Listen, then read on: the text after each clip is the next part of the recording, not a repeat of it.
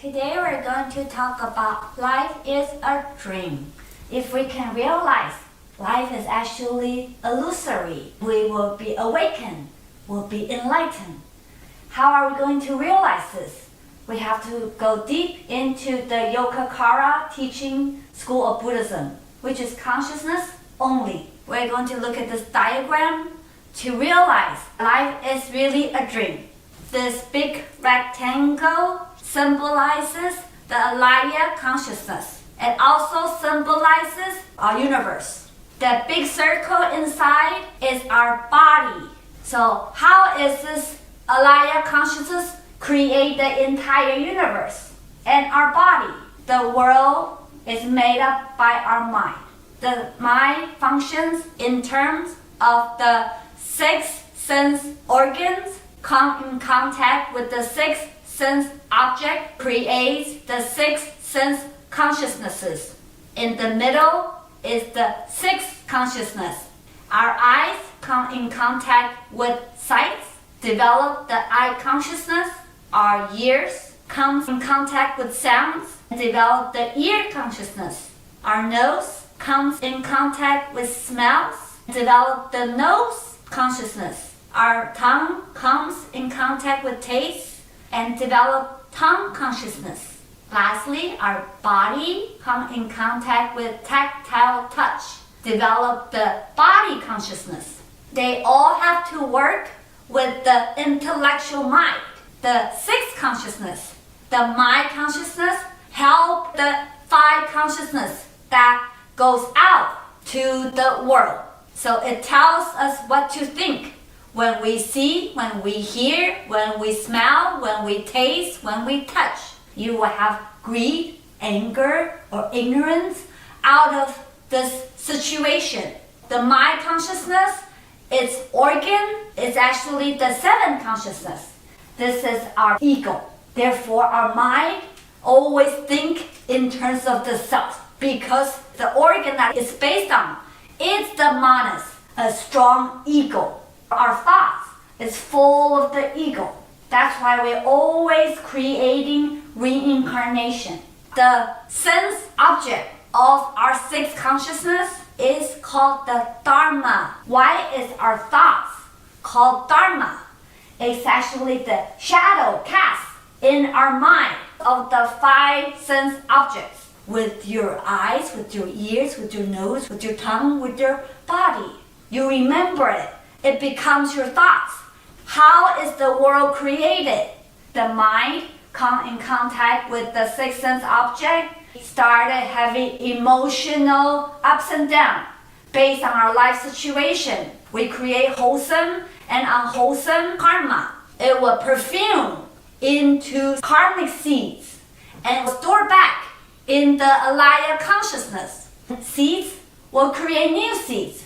The new seeds will become activities, then it will create the world. Here we have the world. Here we have our body. Our world is made up of our collective karma. Our body is made up of our individual karma. All these are from karmic seeds in our Alaya consciousness, coming into volitional activity. It creates the physical existence. The world is made out of two kinds of collective karma. Common karma within common karma. We all commonly experience the mountains, the river, and the tree that we see here. That's our common karma. There's also uncommon within the common. That's like my house. It's uncommon to you because you don't live in my house. Therefore, it's uncommon within common. What about my body? There's two parts as well. Common within uncommon. When you see my body, it's uncommon to you because it's my body. But there is common within uncommon because you do see my superficial organs. We also have uncommon within the uncommon. That's my internal pure form organs. You do not know how I see the world. You see my eyeball, you see the shape, you see what it looks like, but you do not feel how I feel. You do not see how I see. So now you look at the world. You understand everything is a dream. It's only karmic seeds ripen into the physical existence. We call it form or phenomenon. Therefore, the world is only cause and condition, karma based on your karmic seeds. If we keep being caught up in your life situation based on your sixth sense organ, you will never get out of the reincarnation or samsara. It's all creation of your mind. Buddha teaches consciousness school of Buddhism for us to wake up from this dream. Realize this is only a dream. Then the alaya consciousness turns into wisdom. That is our true Buddha nature. Everybody has original enlightenment. So how do we realize that this is a dream? We have a verse from the 7 prior Buddhas. The 4 elements are taken as the provisional body. The horizon mind manifests as the objects unfold. Without the previous objects, the mind is unobtainable. Thus, evil and good arising and cease as illusion. The 4 elements, earth, fire, water, and wind, makes up of our body. Having a strong ego because we're attached to the body and the mind. First is telling us we think this body made out of the 4 elements is the real self, but it's actually not. It's only conditional arising from the 4 elements. Earth is your bones, fire is your temperature, water is your blood and saliva, and wind is your breathing. All these are conditional.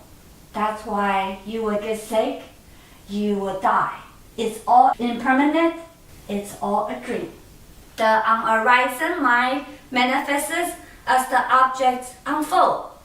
Little do we know that we only go through this because we are attached to the sixth sense objects.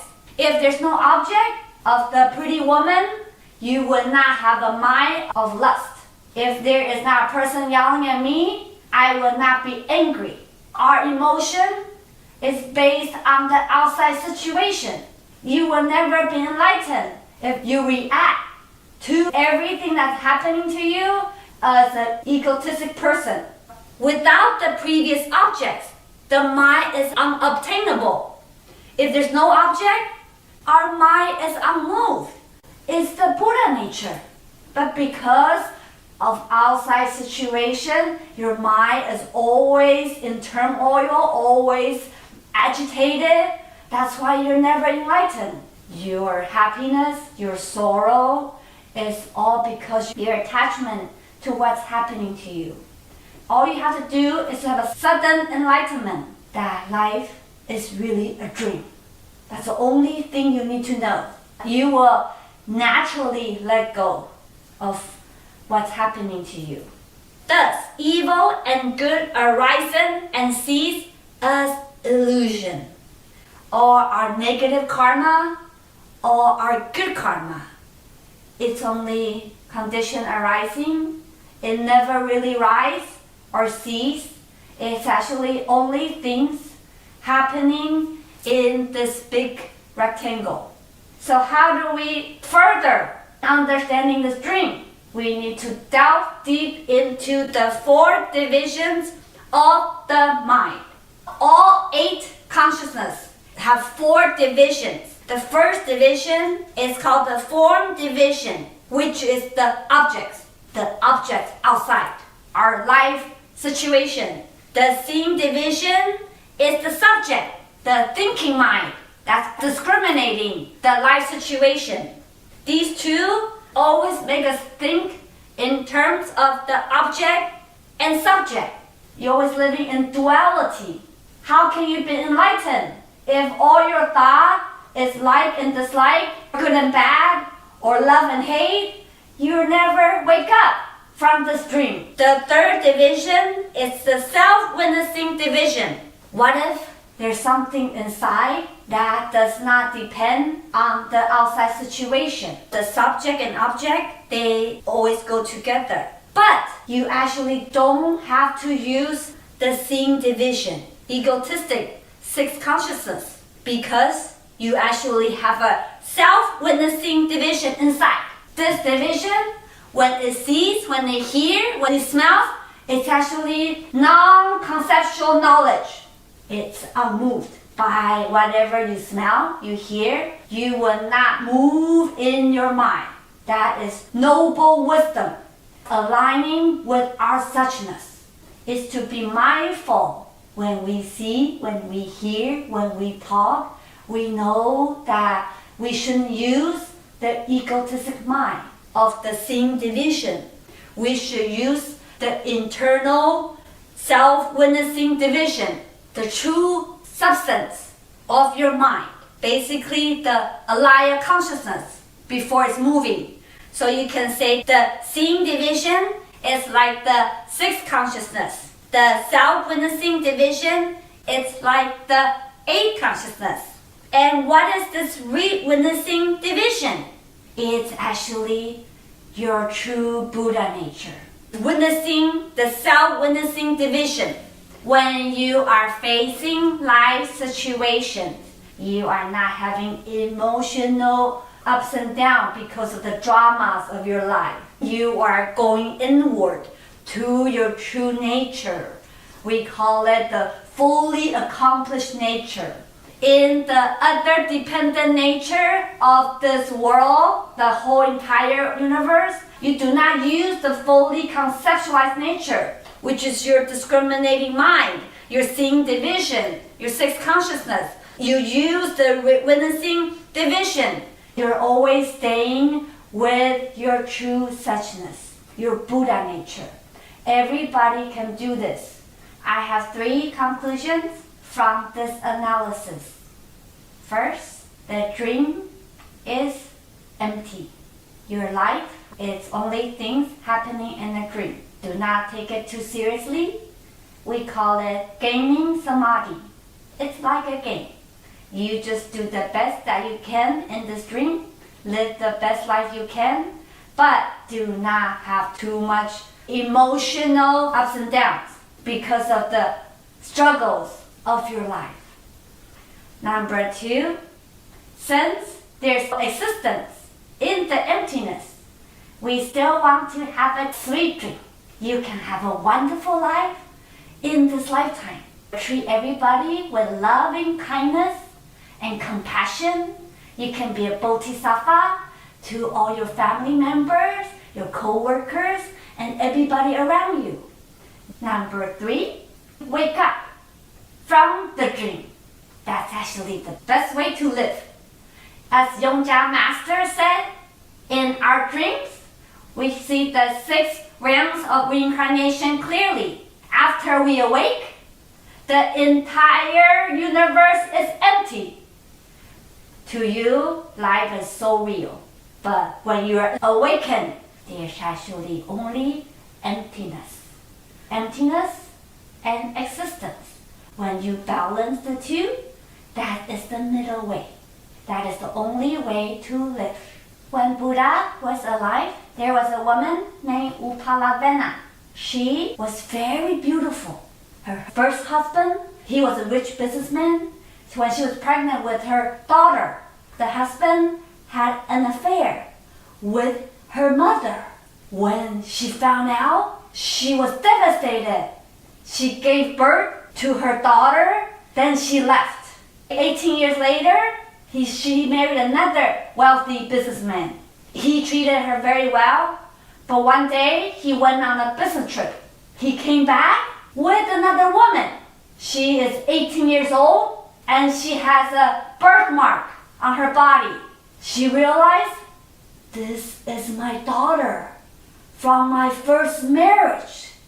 After these 2 incidents, she decided to just live a life of prostitution. She did it for a long time, seducing a lot of men.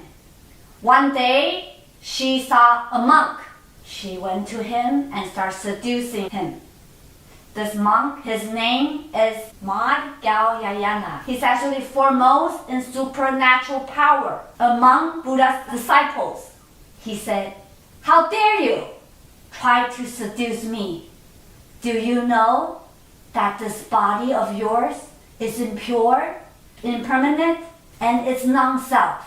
Why don't you try to cultivate and be enlightened?" She totally transformed and became the first nun in Buddha Sangha. Later, she became an arhat and was also foremost in supernatural power among all the nuns. So what is it telling us? The tragedies, the drama, it's all things happening in a dream. You can have an enlightenment anytime when you realize it's actually impermanent and non-self. It's really a dream. So that's the class for today. Thank you so much for listening. Amitabha.